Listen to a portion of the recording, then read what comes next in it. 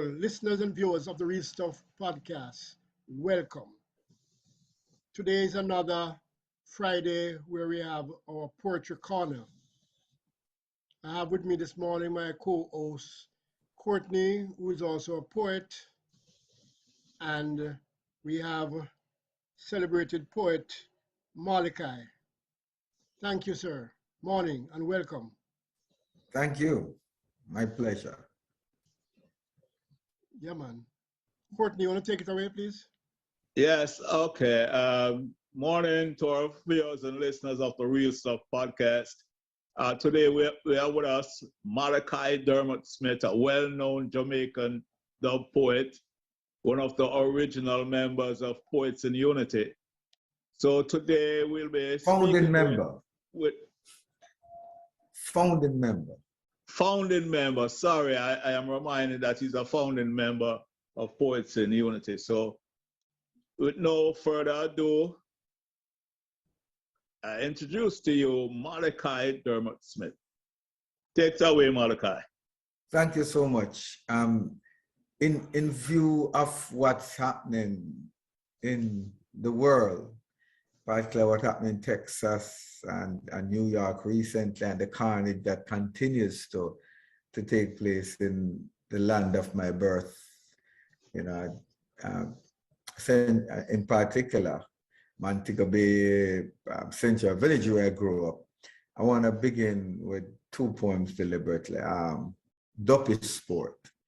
Man take killing ton sports, taking life like cracking jokes, hanging duppy trophies in a them heart, blocking the sun from them thoughts in a them heart, be a bloody meditation in a them heart. Rise up early on my earth day, giving thanks for my blessing. Turn on the radio for catch a liquor vibes and the news from yard. Hit me hard, hit me hard, hit me hard. The news from yard, hit me hard. Record number of murders through the sky.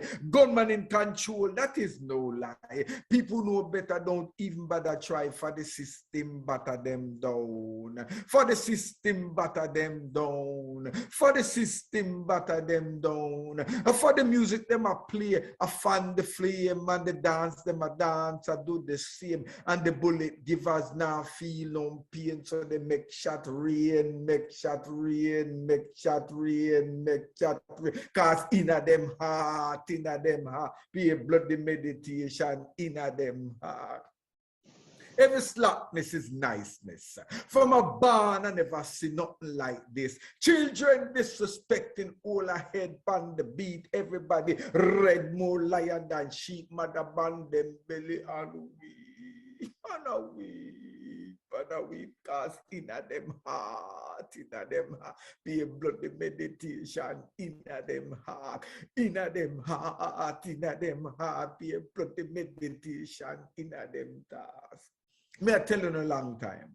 For we don't see the sign. Come together, make a place a bell round the cat's head. For if we continue like this, all are we dead. For we empower them when we're afraid. Make we band together 1 pound 1 and launch an attack and take it back. Take back the freedom, cause inna them heart, be a bloody meditation, inna them heart, inna them thoughts, be a bloody meditation, inna them thoughts. Thank you. Wow. Yes, that was awesome. And awesome. I want to follow it up with a poem that I wrote. I came to the States in '87 and I wrote it sometime around then. And it's titled Question. It was re-released on the Dub Poetry in Your Face album that Yasa Safari put out like 3 years ago. And I was really thinking about rhetorically, about guns and who really met the gun. Of course, you know who met them. The Colts and the vampires. But I was just toying around with it in my mind. And this is the poem that came out of it. Question. Who make that gun there? That gun there. That gun there, the one that we ugly like Satan and a breathe fire like dragon.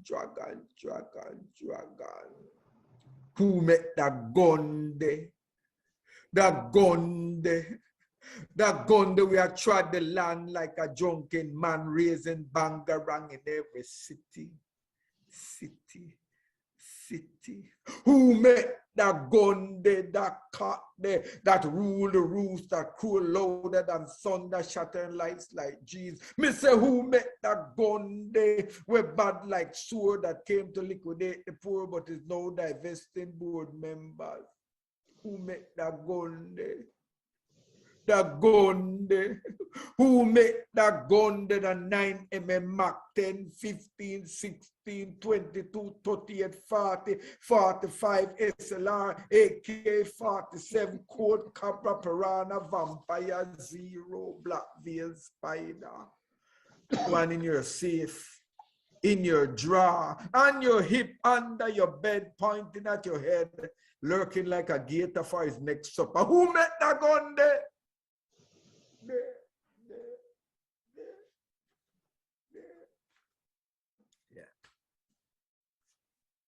Well, first, a question in this time. Yes. Because the way the reality is, and interestingly, the poets were always talking, and as I always say on my radio show, that poets are the conscience of the society. But the society is not listening to poets.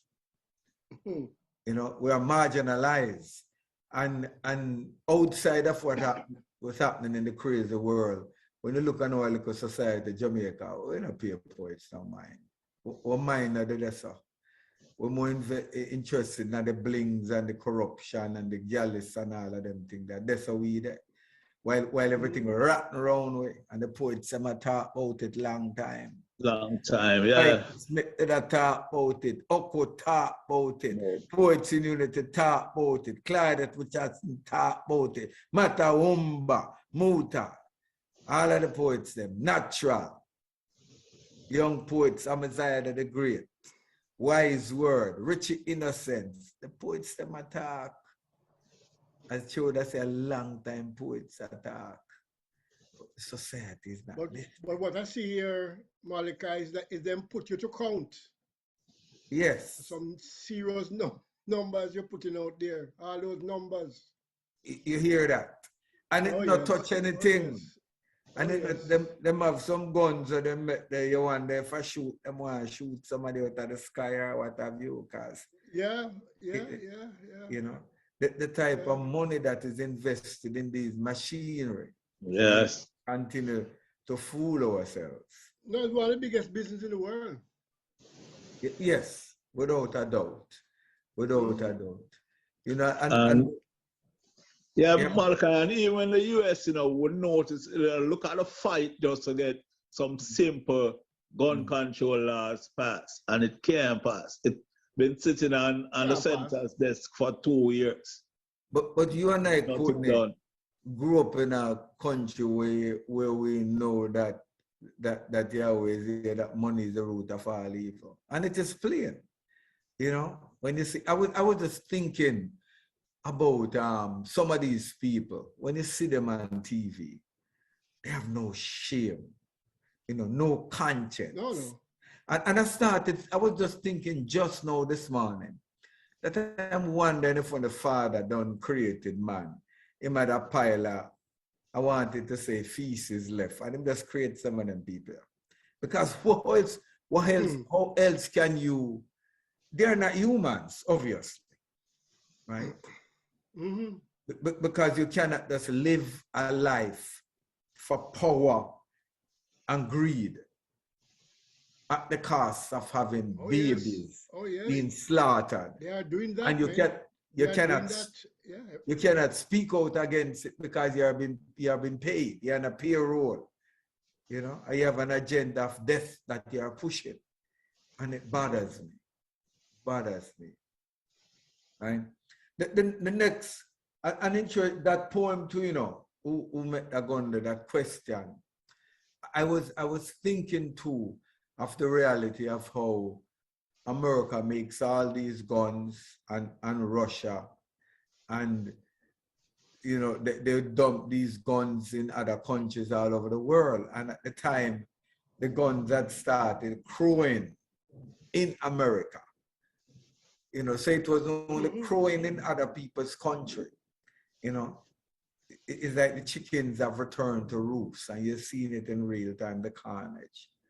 I want to jump in a poem, Just School It, which was a poem that I wrote in 1990 when the first Gulf War was looking like it was going to be fought, and did comes to blow with Bush and Saddam. And at the time, I wrote this poem, Boss, Just School It. It's extremely popular in Spain. As a matter of fact, if I could find 1,000 copies of that record in vinyl, it would be sold within 5 minutes. You know, they keep dancing Spain and just playing that one poem. The last time I had like 13 copies, and I remember somebody from Spain contacted me and said, Malachi, I need any amount of copy you can find. I said, I have 13. And he said, send them come. Any price. So I'm gonna drop it. Boss, I beg you not to cool it. If one shot liquor, the whole road I go feel it. Whole heap of fire, I go burn. Whole heap of blood, I go run. Whole heap of structure, I go tear down. Whole heap of baby won't know them father. Must be another way, said war, not the answer. Facing each other across a thin line, Uncle Time ticks away. Men and women green as grass, wondering how much longer them can last. Eyes and focus, minds and sure, staring death in the face one day more. As the heat in the desert gets hotter, a soldier drop to his knee and say a prayer. Boss, me I beg you not to cool it. If one shot licks it, the whole world I go feel it. Whole heap of fire, I go burn. Whole heap of blood, I go run. Whole heap of structures, I go tear down. Whole heap of baby won't know them father. Must be another way, say war not the answer. In Miami, a mother in an advanced state of pregnancy tune into the news flash. Hope Dash and Capitol Hill, them a debate about the latest technology to cut the death rate. In Baghdad, Nebuchadnezzar rise again. The baby mother heart buckles under the strange, please. Boss, me I beg you not to cool it. If one shot licks it, the whole world I go feel it. Whole heap of fire, I go burn. Whole heap of blood, I go run. Whole heap of structures, I go tear down. Whole heap of baby won't know them father. Must be another way, said war not the answer. The two men caught them ears with bullet. Sit down face to face attack. The whole world crowd round a TV watching, still standing in the dark. One proposed, withdraw the only way, the other hiss his teeth. Threats don't face me. The only way to set the Palestinians free, boss. I beg you not to cool it. If one shot licks it, the world I go feel it. Whole heap of fire, I go burn. Whole heap of blood, I go run. Whole heap of structures, I go tear down. Whole heap of baby won't know them father. Must be another way, said the war, not the answer. The short end of the clock upon 12. The other fast upon 59. Somebody hold the line. Hey, from Mother Teresa, Jimmy Carter. Jump in the muddy water. Hold the ears of both leaders. Tell them we don't want no war. Peaceful coexistence is better by far. Peace no by any means necessary. No more tombstones in the cemetery. Boss, I beg you not to cool it. If if one shot a lick, said the woman I go feel it, will heap of fire, I go burn, will heap of blood, I go run, will heap of structures, I go tear down, will heap of baby won't know them father. Must be another way, must be another way, must be another way. War not the answer. I would know what happened, they didn't listen. They didn't listen. Wow, awesome, awesome, awesome piece, man. Oh yes, oh yes. It still goes on. Still goes on. Boss, I'm big enough to cool it. It's the same thing I go on right now in Europe. Tribal war, you know. You know. Yeah. Tribal war. Yes. Yes. We know As you say, every war, you know, every war, no matter how small it is all about selling guns. All about selling guns. Yes, yeah. because life is a minor in the equation. You know, it's the profits and that industry, you know, that industry that is predicated on blood and flesh and gore, you know. A man feel good because man conquer. And even when you take it down to the minuscule level, the parochial level, at the same type of vibes, a man get a certain amount of kick, you know, a certain amount they want for them type of strength, them devil strength, when them say, boy, they make a dopey. And them just want to kill people. You know, we have to burn them things, man. We have to burn them things. We have to come better in this time. You know, we have to fight against the wretched of the earth in this time and start dealing with liberty, you know, push life, you know, on certain levels. I want to show this poem, one population, because in the US now, and two, even with what's going on in Europe there now, with Russia and its neighbor, this whole thing of race keeps on popping up his head, and in the USA about race replacement theory and, you know, all kind of different theory. But as a student of anthropology, I was fortunate to have won an honors scholarship at Miami-Dade College. And I remember going into that anthropology class and learned so much. It was taught by one of the best anthropology professors in these sides. And a brother named Mormon, interesting, but he knew it. And one of the things that, you know, we know that anthropology is a study of, you know, mankind in all times and places. And one of the things he always emphasized was about the test of the human species. So you could take, and basically the test is that, you know, it's one species and it's just one race, period. Whether man want to talk about mongoloid and this allied and negroid, it's just one race. And I'll tell you why. The test of the human species is its ability to reproduce viable offsprings. Meaning, you could take a pygmy from the Kalahari Desert or wherever in Africa, and you could take them to the farthest region of the earth from where they are. You know, take them to Europe. A pygmy and a blonde, blue-eyed woman could have intercourse, and they can produce a child that can reproduce itself. Simple. It's just one race. And anybody who tries to debunk that is obviously very arrogant. And we play these games about, you know, Caucasian and this. I just one human race. Come for a lesson in anthropology. This is a science and a mystery. In the beginning, there was Lucy. I hope so far you have followed me. The Garden of Eden was Oliver Gorge, carbon dating, and a fraud. In the heart of Mama Africa, in the country of Tanzania, Lewis and Mary Leakey discovered the Australopithecus family. the first branch of the human tree.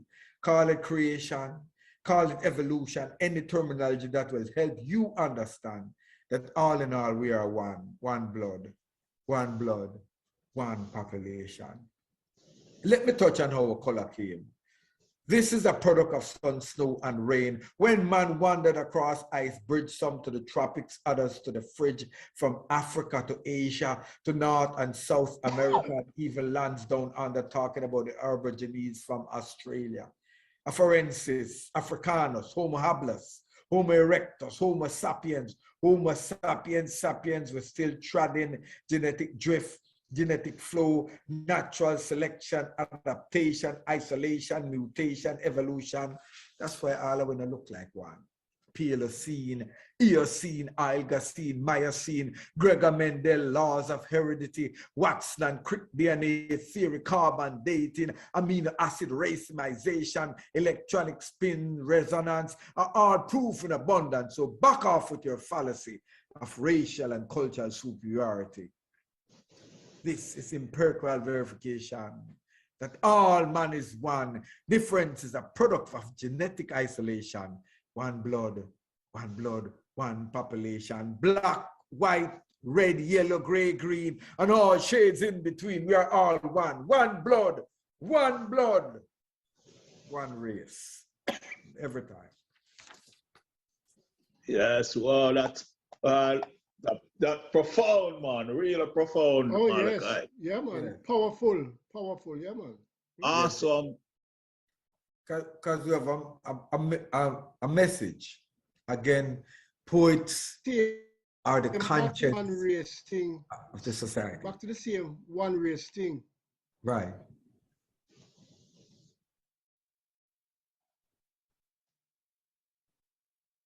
Now they're saying back to the same one race thing. If right.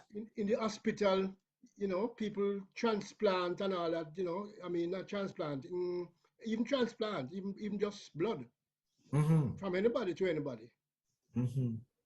Yes. Nobody looking on color, race, class, nothing. I'm telling you. Yeah, it's just that it's just different blood spent types. a lot of time.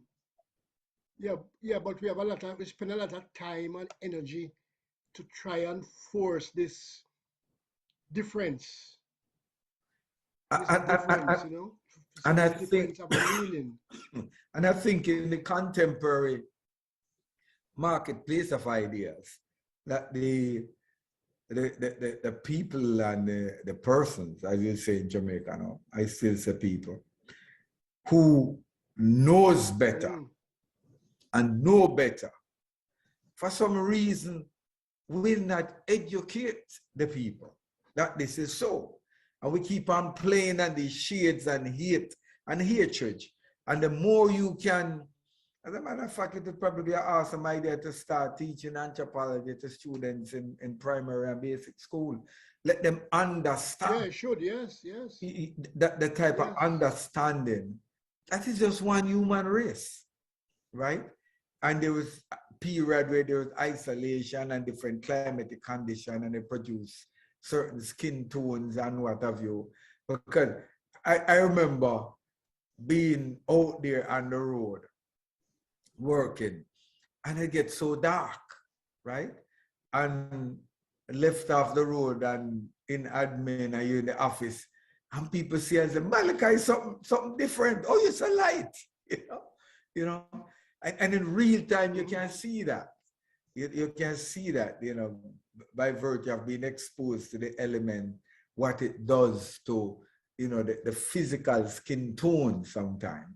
You know, so when one makes it a priority of hating another person because they don't look like them, or there's a certain amount of ignorance and arrogance, you know, and scientists and people who have the knowledge and know better how to start teaching it and sharing it, so you can break down these so-called constructs that they build all over the place, you know, to protect and isolate themselves. You know, we need to get rid of those constructs. Yeah. Yes, Malachi, just to move in a little different direction though. Right. We know that you're on a US tour doing some readings and Yes. with Judith Fallon read. Can you just talk about it? Yes. So Yeah. Judith and I have a Michael Brown, her husband. You know, great people. You know, they used to do the Independent Voices Literary Festival in Jamaica.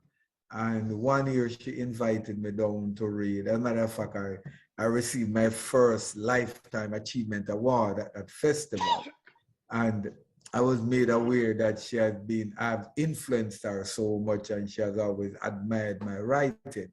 So I invited her to be part of the Jamaican Poets School Nomadic Poetry Festival. She came 2 years, enjoyed it enormously. So once we got back here, you know, we started collaborating on this tour plan. Of course, COVID kind of took us out of stride for some bit, but we kicked it off last weekend in Atlanta, and we had two appearances. We did a private session with a book club that went enormously well. Great evening, wonderful evening. They had some select guests from Jamaica too, who were actually online participated. So that went exceptionally well. After that, we had a public session at the Piedmont Center, also in Atlanta, and that went exceptionally well. So there are actually plans in the work for us to return to do another performance in a bigger space in Atlanta. You know, so the seed was planted there. Now, next week, we move on to LA, Conicon, and I'll be teaching a session, I'll be doing a workshop on dub poetry, and I have two performances lined up for it. One is gonna be like a love cafe type of vibe, so they're gonna be focusing on love poems, and then the other is gonna be a regular performance. So I'm looking forward to that big time. Then after that, we have Houston. Houston is gonna be the weekend of the 19th. You know, move for Houston. There are also plans to do South Carolina. You know, so a lot of interest is out there, you know, regarding the tour, and you will not be disappointed when it comes to your town. So you want to make sure that you tell, you know, your people to look out for it. Yes. Oh, that's wonderful. And I noticed too that you're involved in this cultural setting on one of our libraries. You know, because I wasn't down here following up, but I followed the stories on Facebook and all of that. Because at the time I was in New Jersey, so. Right. Well, I'm a board member. One of the directors, Louise Bennett, Cove Valley Heritage Council in Florida. And one of my responsibilities, a couple of them, one is, you know, coordinating the writers clinic that we do. We usually do two per year, and the reading festival, which we just completed the other day. Well, you know, we are very, very active. We are very busy. Right now, we have another writing clinic that will be done on September 9th. And we're kind of working in conjunction with Barry University, stuff like that, you know, so that is well advanced. Prior to that, we have Dr. Vereen Shepherd is gonna do the lecture series, and that is on the 6th of June. You know, so the foundation is very active. You know, we're doing a lot of stuff there as we continue to push in the culture, sharing it, disseminating it, yes. Wow, yeah, doing some great works, man. Well, we have to do it in our time, you know, my brother. You know, we're passing through this dispensation, but for a moment, for a minute. So in our time, in our space, you know, we have to realize that, yes, we have work to do and we need to do the work. Yeah, so you have anything more for us as well? You know, I want to continue on the trend. And this poem is titled Blue Morning. As I always said, I love to take journeys in my poem. One thing I like to do, I love to walk up to heaven to ask God some question. You know, I'm always on this quest, on this journey. So Blue Morning is one of those journey poems. And if you should ever hear it with the arrangement and things like that, it was arranged by the great Carl Peterson. You can always look up that album, Middle Passage, which always says my greatest work. Blue Morning. This blue morning caught me climbing half up the side of a mountain on my way to heaven, singing the same blue song, waiting for daylight to come to sit down face to face and have a brain-to-brain talk with Master God at the conference table. I cut a deck of cards and I prips down a yard and I said, trouble, trouble, trouble, trouble. I see Bunny Livingstone get stoned. I see bodies sitting on the edge of the edge, just waiting to be pushed over the edge. I see hearts failing as fast as driver's license expire. Undertakers smiling, business looking up higher.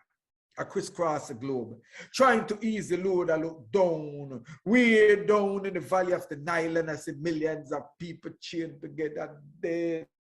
Down in the Persian Gulf, I see the dragon of death breathing fire. I see Armageddon, my brother. I see man a bomb man, man a missile man, man a eat man meat, man a drink man blood. I see cruise missiles and Scud. I hear a terrible explosion.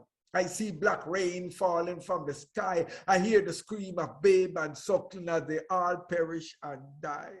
I race up the mountain, trying to get to heaven, my ball out. Master God look down, the same place in the river Jordan that John baptized the only begotten son. Them just drop another big bomb. God didn't answer. So I keep on treading and looking from side to side. I check Central and South America. All I see is the filthy, wealthy, misery, poverty, armies and gorillas grabbing their share of power. In El Salvador, I see gorillas attacking once more down in an American chopper with a missile donated by Russia, while all around people live in squalor and babies are dying daily from disease and hunger. I stop to pray. I say, Master God, help mankind today. God didn't answer. So I keep on treading and looking. I look down in the USA and winter race through my mind in Miami condition. No pretty, no pretty, no pretty. Hispanics burn and loot me with blacks ball out. You know, just a feel where we have feel long time ago.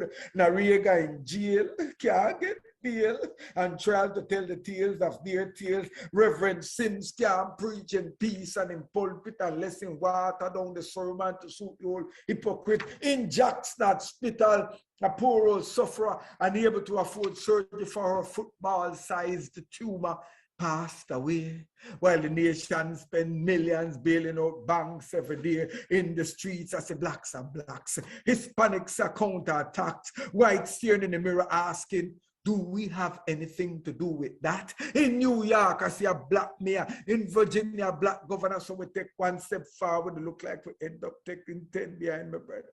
Start to cry. Oh, Lord.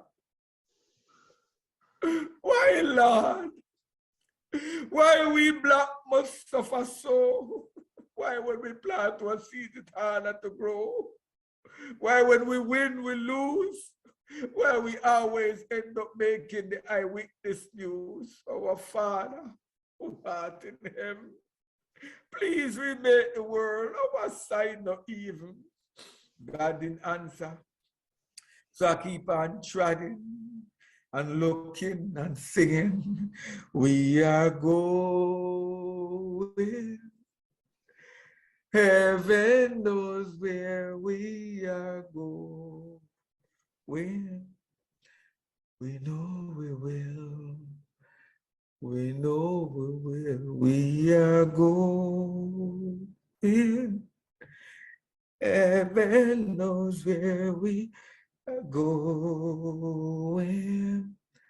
We know we will. I look down in Africa via EST. I say, man, just chop off man and throw gas on them and light them a fire while millions stranded at a crossroad. So them waiting for a bus to take them across the river. I hear the voice of grandfather Mandela still trying to talk some sense in them oppressor. I beg the ragamuffin to hold the strain in order to liberate yourself. You must feel pain. I look to the mountain, the summit out of sight. I whisper a little prayer, hope I get there before Master God go to bed tonight. I finally reach a pinnacle. No God, no conference table, just I alone with my big crocus bag of trouble and Babylon around. I survey this horizon, a dark cloud. Oh, it's a mythology. Brothers and sisters, follow me. Thank you. Wow. Wow, wow, wow. Yes, yes, you blow us away today, Malachi, really. I give Yes, thanks. yes, Yeah, yes. The word must be heard, you know? Yes, those words, sound, and power. Every time, every time. So can you give us a closing one as we have to get All out of right. here? I think I'm gonna give you this one. The, number 5 cemetery. And number 5 cemetery is a cemetery in Spanish Town, where my great grandfather son buried. Dada, my mother, my grandmother's husband, and one of my cousins, Vern, is buried there. And I wrote this poem for all 3 of them. The old congested cemetery by the side of the road below the forgotten train tracks is where my flesh lies. That cemetery, the resting place of my grandfather Santi, a small man with a big heart of love to give that no one wanted, so he gave it all to me. Sometimes I still hear him calling, "Daughter, daughter," as he took his last breath. My cousin Verna lies there too, tall, handsome, striking young man who all the girls at White Mall with his dimples and coconut white teeth. He made centuries at the batting crease like investors accruing dividends for retirement and life after. Dada lives under a calabash tree. He was a giant, knees knocked like capital K to keep him from tumbling. I wonder if he's getting along with Santa now. Santi didn't care for the man who married his only child. "Cool," he would say, "I'll put my dagger to your heart," as he stood facing the giant, one hand clutching his knife that he never used but for peeling oranges and the other holding his sagging trousers to his bones. The night he left us, Dada forced him to lie down. He protested. He wasn't ready to go. He wanted to curse death, put his dagger to the serpent's throat, and walk away from his circumstances triumphant, but he lost the fight. I have driven by the cemetery so many times, looked at decaying, rusting raw iron monuments to the dead, broken vaults, heads, and limbs severed by grave diggers to work witchcraft. I turn away to the dark. There are gunmen posted instead of lights, waiting to pounce on the living. What streets do they live on again? It was too long ago. Santi was first, Dada was next. The day we interred Vern, it rained. The mud stuck to our black polished leather shoes and our hearts. We took them home and kept them. Perhaps I should stop by the side of the road, cross the train tracks and find your addresses. But I'm afraid of what I'll find. The smell of gunpowder, spent shells, discarding condoms with dead cells, gunmen who hatch like black lice in the pens that surround number 5. Damn the breeders of lion. They breed dogs to feed on the flesh of strangers. Thank you. Wow, thank you. Thank you very much, Malachi. Wow. My pleasure. Thank you very much, sir. Oh, My pleasure. So Courtney, can you close off, please? Yes, listeners and viewers of the Real Stuff podcast, we had on our show today Malachi Dermot Smith, a well-renowned dub poet out of Jamaica, living in Florida. And, you know, we have experienced some great poems. I'll just run down the list here. Pure blood and meditation in them heart. Yes. Boss, I beg you. I beg you for cool it. You know, talking about the wars and things that are happening. And, you know, we just want to make a point here too that, you know, many poets have shied away from social activism, you know, because people may think that they are political, but these social issues need to be addressed. And so we thank you again very much, Malachi, for, you know, come and giving us these poems. And really, you know, it was very inspirational. I know that things that are inspirational at times brings out a certain kind of emotion out of us. But, you know, I don't mind feeling emotional about these things either. So thank you very much. Back to you, Flavors.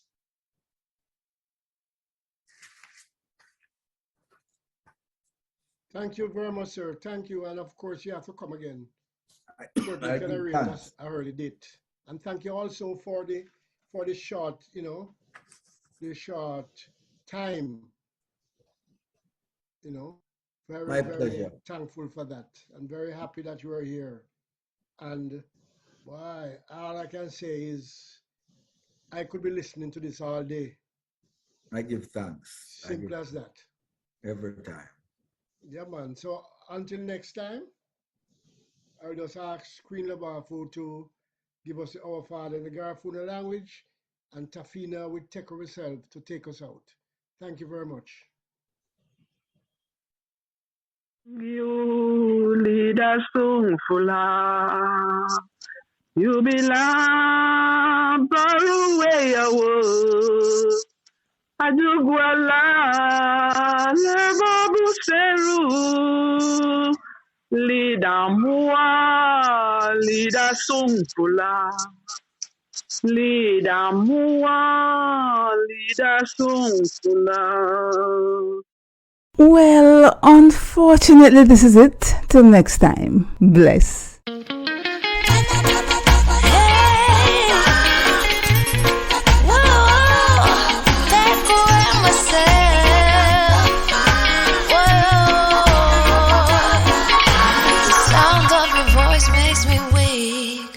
All you gotta do is just speak.